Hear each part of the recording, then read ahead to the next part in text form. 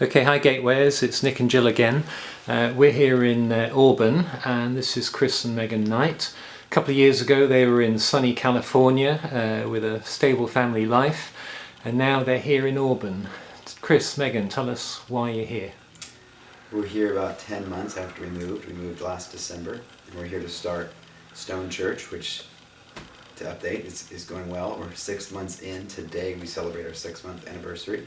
So we planted a church in our hometown where we were born and raised, but left when I was 18, and Megan was one town over. She left when she was 18, and now we're back home 12 years later, proclaiming the gospel to hopefully many who do not know him and inviting them to be involved in his family. Tell us a little bit about Auburn itself. What are the characteristics of Auburn? Auburn's about 80,000 people south of Seattle, so it gets some Seattle culture, but it's its own city that has some industries, so some blue-collar work and some wealth. So the city is somewhat divided. It's divided by race, it's divided by money, it's divided by age.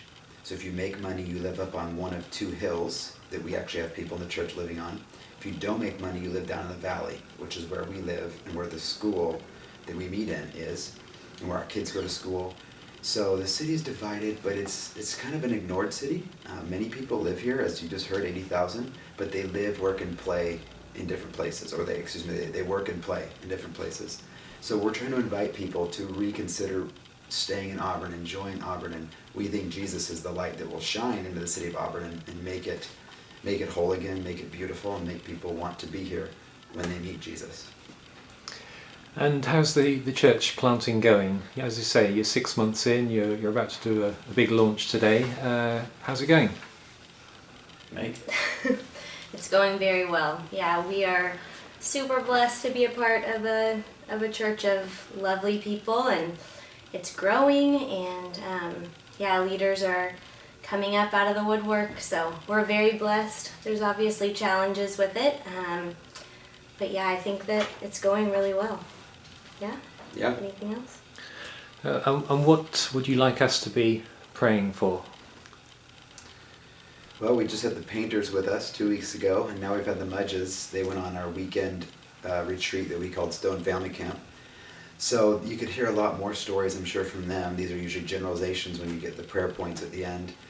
But we would say we've seen one salvation on Sunday, and the friend that got saved is no longer coming on our Sunday services. It's been about 2 months, so pray for him. His name's Richard. Pray that more get saved. Like you said, we've been meeting for 6 months, and it's been amazing. People have been added to the family, and I think grown tremendously in their faith. But we want to see salvations. We want to have a baptism party. We even have the house with a pool in our church where we can have the baptism party, but sadly we've had no reason to schedule that party yet, so pray that people would get saved. I have one more. I would say my prayer point is just that people would accept our invitations and come and see what we're all about. Just even in this last week, just feeling really led by the Spirit to just invite many, many people, which has been an amazing blessing.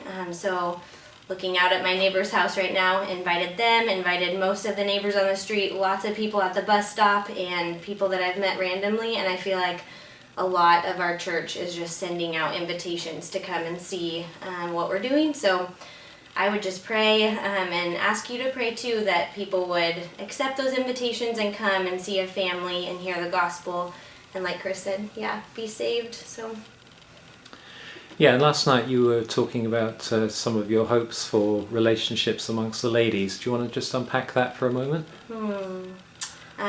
Particularly the ladies there last night. Well, no, just across the church. I think it would just be a blessing. Maybe even that's a prayer point too, just to know how to disciple the women in our church, how to be friends, just what that looks like. That could be a powerful thing to have women in our church who are united around the gospel, and also just not excited only about how the gospel is impacting their own life, but how God would take them to the world and to their neighbors and streets and all of that too. So that would be great. Yeah, well, I know Matt and Hannah have enjoyed being here. We had a terrific time with you at family camp, and we're looking forward to this afternoon. So, Gatewayers, be praying for these guys.